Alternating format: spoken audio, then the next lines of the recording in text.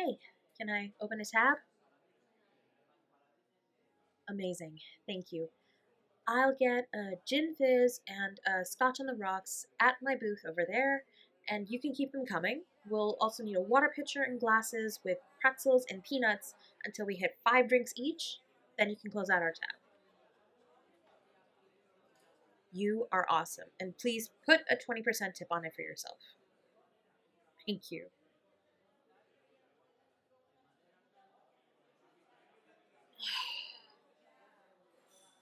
Just take a deep breath. You've got this. You've rehearsed this with your therapist 100 times. You've known them for your whole life. You know that they always have your back no matter what. They'll be confused for a bit, chew on what you've said, and then they'll be over it, right? Fuck, why is this shit so hard? Oh, right, because primary and secondary education is garbage and needs a serious overhaul for diversity, equity, and inclusivity. Hey, there you are! Yeah, I'm sorry, I didn't see you come in. I was What? No, I wasn't talking to myself. All right, fine. I was talking to myself, so sue me. I happen to be an excellent conversationalist. Yes, please sit. I've got our favorite drinks coming. I wasn't sure how long we'd have to wait. Put that away, please. I've got it. No, I asked you, so I've got the drinks tonight. You can get us dinner next week.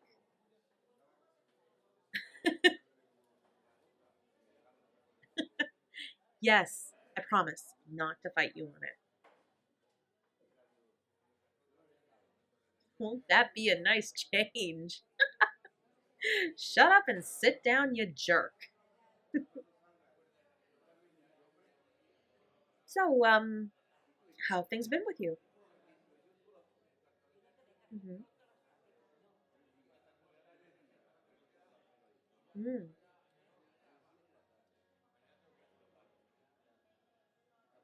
Whoa. Really? Huh. Wow. That's a lot of stuff. Are you okay? I had no idea it was so overwhelming for you right now. Ah, yeah, I know. I'd know if I hadn't withdrawn from everyone. Look, I'm really sorry. I was figuring out some stuff for myself and I kind of needed the space, you know? No, no, you guys didn't do anything wrong, I promise. This was all about me, and I didn't know if you'd get it. Well, look, I don't have the language to figure out how to tell you, but I'll try to be as plain as I can. Oh, thank you. It looks amazing. Thank you so much. No, no, we're great. We'll let you know when we're ready for more drinks. Thanks. Okay, here goes. I've done my research and I think, no, I know that I'm aromantic. So, what that means is I don't center romantic relationships the way everyone else does. I'm not saying I can't feel it at all. I mean, it's a spectrum like everything else, but it's on the low end for me, and it's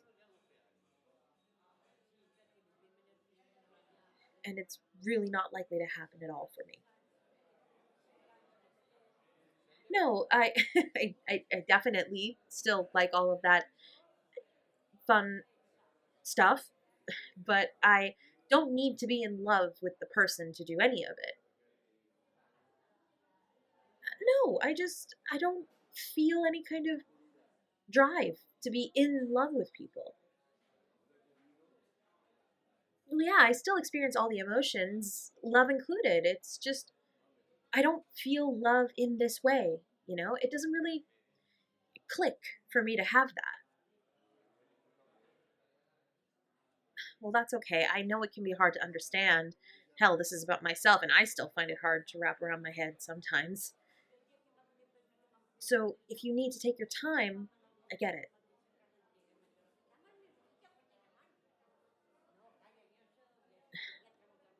Well, look, I hate to break this to you, but people get married for reasons other than love. I'd be no different if that's what I decided to do.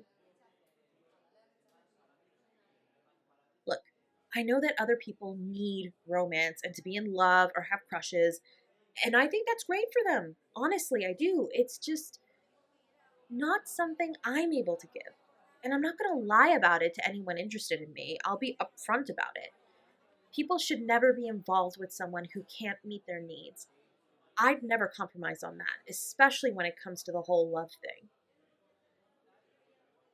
Well, yeah, I'd be very honest about it, and if that person couldn't handle it, they weren't meant for me. It's as simple as that. Yeah, that's why all that talk about romantic getaways and couples trips made me really uncomfortable. Not to mention romance novels. This is why I prefer mysteries. Well, just the parts about the fancy dinners, the jewelry, the flowers, the slow dancing, like, you could do all of those without ever needing to be in love? So it always made me wonder, what can you actually do to demonstrate love without any of those things? And is romantic love the only kind of love that matters? Why do we value it more than loving your family or friends or pets? I still don't know the answer, honestly, but I do know that love is such a nuanced, multi-formed thing that applies in different ways to different people. It's whatever you feel is right? Well, I've been reading up on it. There are these things called queer platonic partnerships or relationships. Basically, you're in a relationship with someone, and it's like a romantic relationship. You might live together, split bills together, be intimate with each other, have kids with each other, and even love each other. It's still a commitment, but it won't ever be romantic love. Well, yeah, I mean, the idea of kids makes me want to hurl, but everything else, that sounds like something I might like. What if they wanted to go out for dates?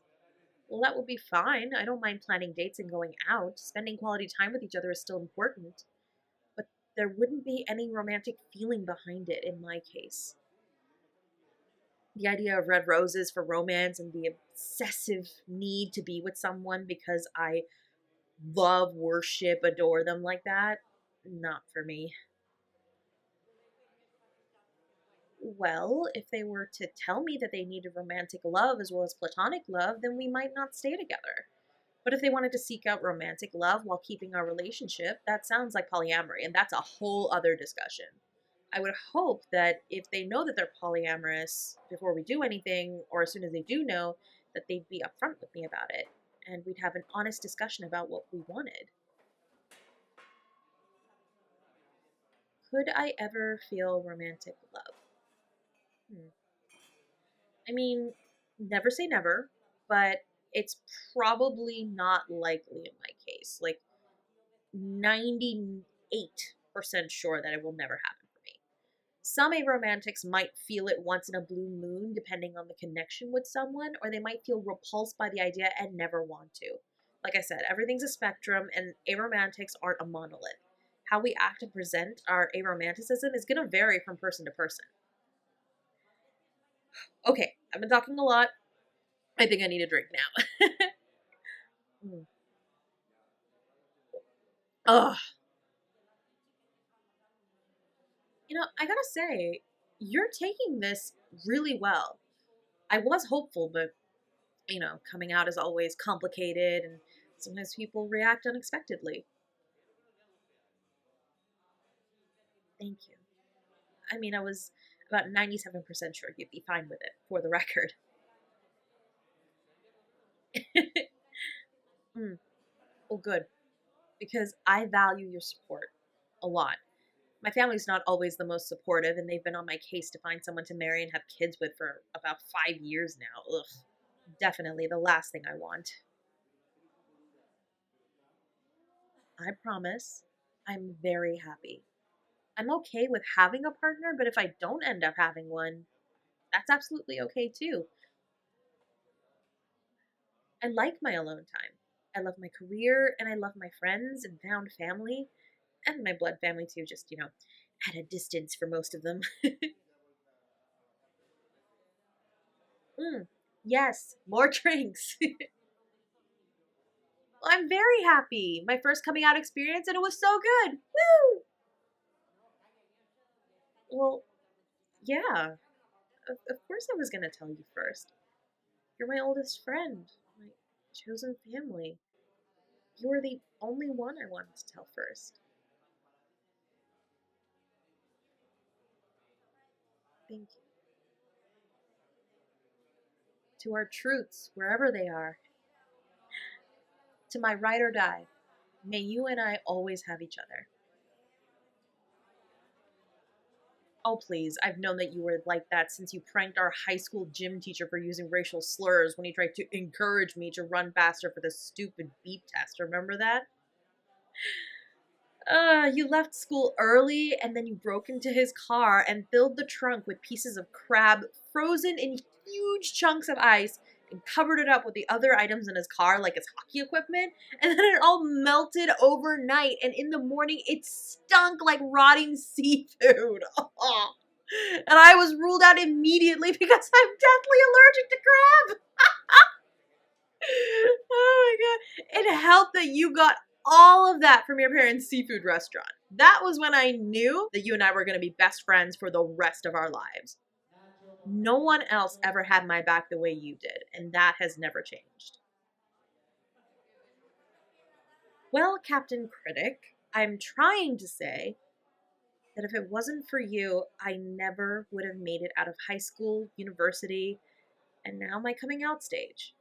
I know that you think it's the bare minimum to be supportive, and I get that. I agree. But I can still be grateful for it because I am very grateful for you. So thank you for being the best friend I could ask for. Well, because I know that there are people in the world who don't have the support that I do. So I just wanted to acknowledge that, express my gratitude, and tell you, platonically, that I love you. You're my favorite person in the whole world, and having you in my life has made it more colorful and fun and feel so safe. Yeah, I know, I'm getting mushy. I've been drinking. Deal with it. And I know we don't usually do the whole I love you thing. We're more about talking shit and taking hits at people who fuck with us, but I do love you, that is. Yes, that platonic caveat is important. Do I identify as part of the LGBTQ plus community still? Well, I mean, I'm still pansexual, so yes. But even if I weren't, yes, because aromantic is still on the spectrum for aceness. Why?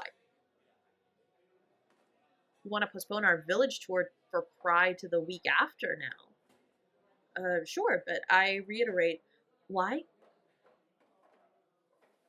You want to make sure you have merch for aromantics? See, this is why you're my favorite.